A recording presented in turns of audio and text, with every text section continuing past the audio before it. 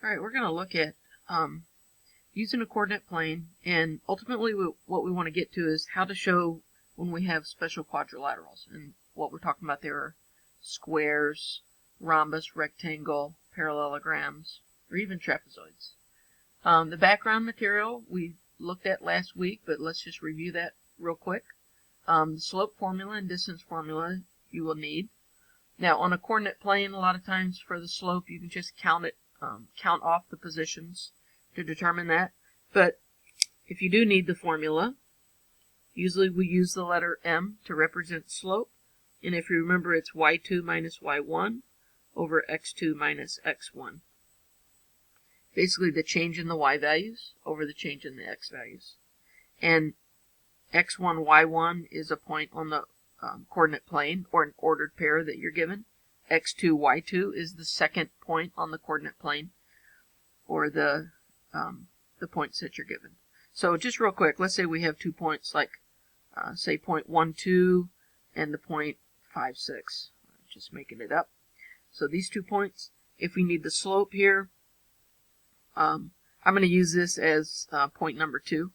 So I'm going to start with y2, which is 6, minus y1, which is 2, over x2, which is 5, minus x1, which is 1, and I get 4 over 4.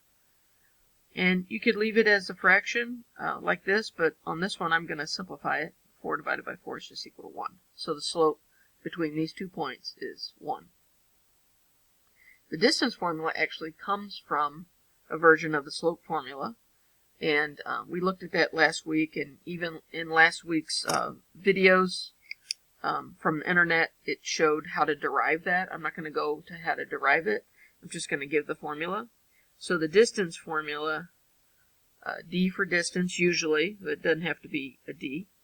It's the square root of the difference in the y values, y2 minus y1, squared, plus the difference in the x values, squared. So that's a nice way to think about this. The difference in the y value squared minus the difference in the x value squared. And it really doesn't matter if these differences end up being negative, depending on which way you subtract them, because once you square a number, it's always going to be positive anyway. So let's use these same 2 points and find the distance between those 2 points. So the distance is equal, I'll put all this in at once, the difference in my y's, so I'm going to write 6 minus 2, I've got to square that, and the difference in the x's, 5 minus 1, and I'm going to square that. You don't actually have to write all these steps. If you want to just think the difference in the y values is 4, I'm going to square that. The difference in the x values is 4, I'm going to square that. So I get the square root of 16 plus 16, or the square root of 32. Now you can leave it like this. You can simplify that. Actually, I can think of this at 32 as 16 times 2, and the square root of 16 is 4, so I could pull that out. This is actually written simplified as 4 root 2. Or you could even put it in your calculator and get an approximation. You can do square root of 32, and I'm going to write this as 5.7, about 5.7. It's not exactly, so I don't want an equal sign. It's just about 5.7. And we're basically going to be looking at whether or not segments have the same distance or length, and whether or not they have the same slope. So when we're comparing, you can actually compare at this level, square root of 32. We're looking for other side lengths that have that exact measure. So you could use this either way. The other thing we need to know is whether we have parallel or perpendicular lines. A lot of special quadrilaterals that we studied had parallel sides.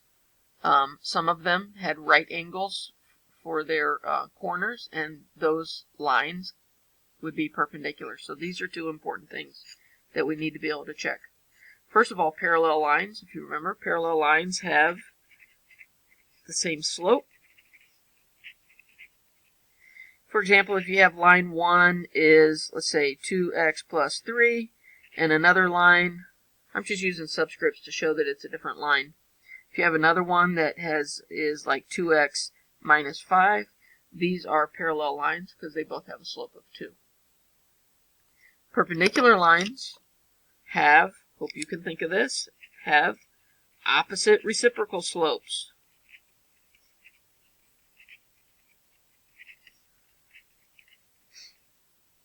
So if we look at an equation, or if we look at lines on a coordinate plane, calculate their slopes, we should be able to tell if they're perpendicular. So an example, let's say a third line here.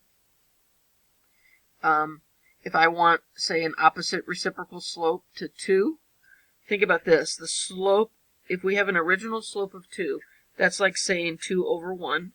And the slope of the perpendicular line to that, remember my notation I like to use, is opposite sign, so I need negative, and then flip the fraction, negative 1/2. So a perpendicular line to either of these would be minus 1/2 is the slope, and then any y-intercept would work. So if you graphed these 3 lines, these 2 would be parallel, and then this one would be perpendicular actually to both of these, because the slopes are opposite reciprocals. Okay, so that's our review. We'll move on to the next page and apply this on a coordinate plane. So we'll practice these concepts using these line segments. This is asking us to determine if any of these line segments are congruent, parallel, or perpendicular. So for each of these, what I need is I need to know the slope, and I need to know the length.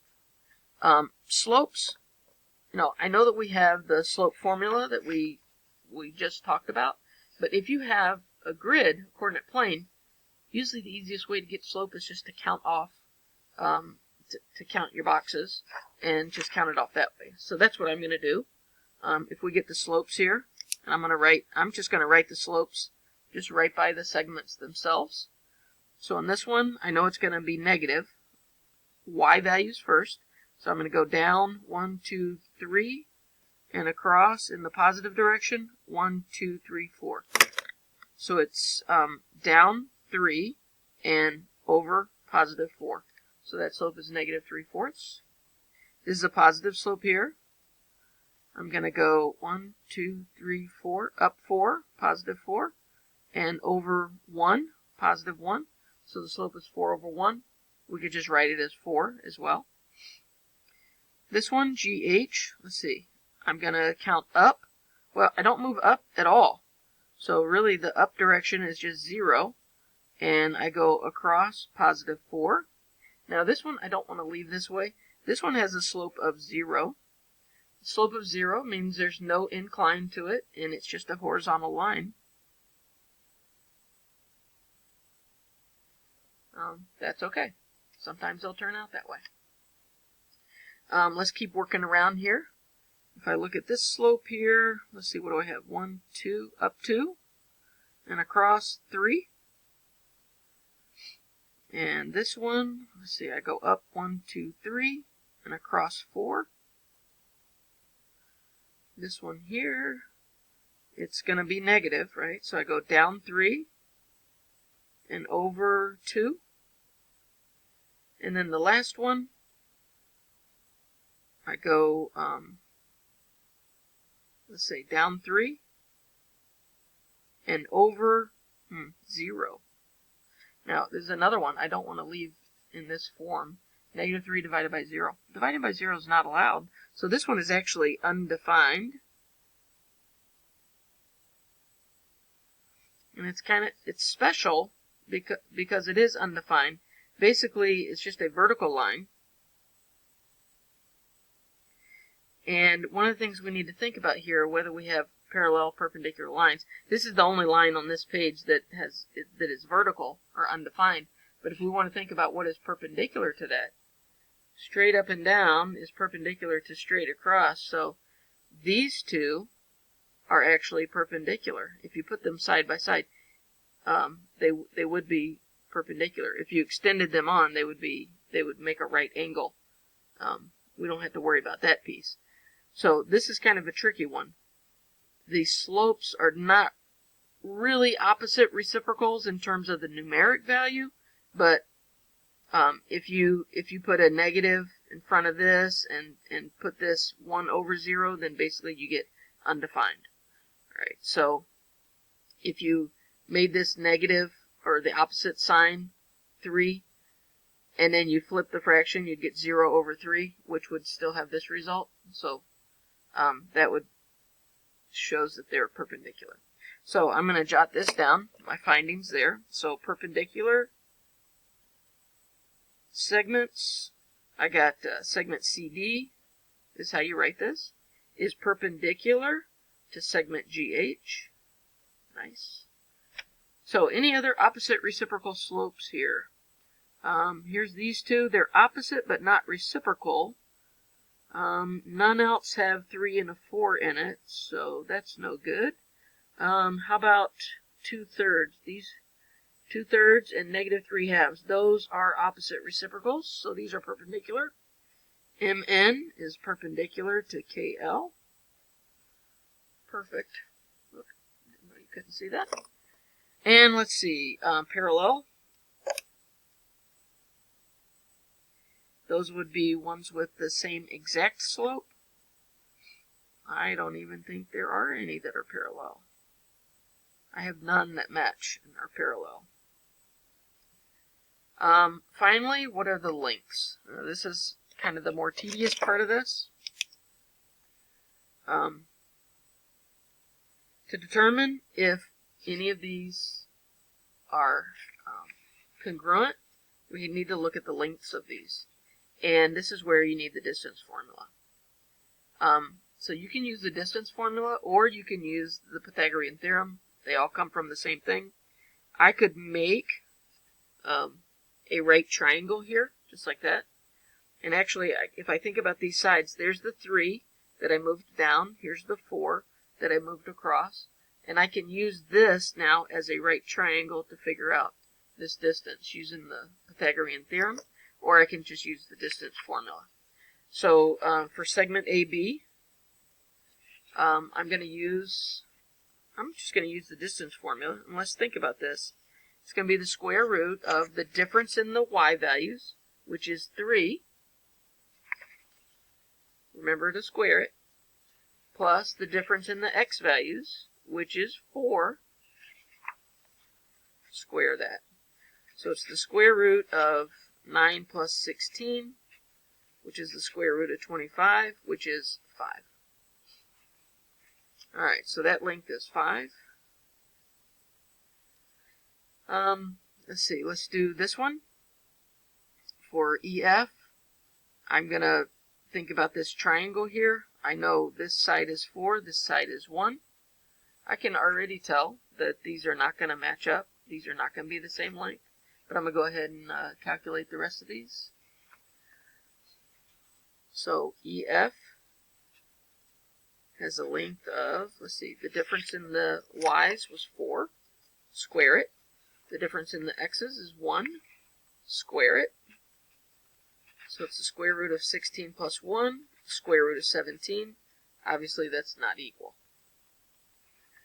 Let's quickly go through the rest of these. If it's horizontal or vertical, you can just simply count the boxes. So that has a length of 4. This one has a length of 3. So far, nothing is matching. Let's see what we got here. I'm going to build this box, the right triangle rather. And I got 3 and 4 there. That one's looking promising. So IJ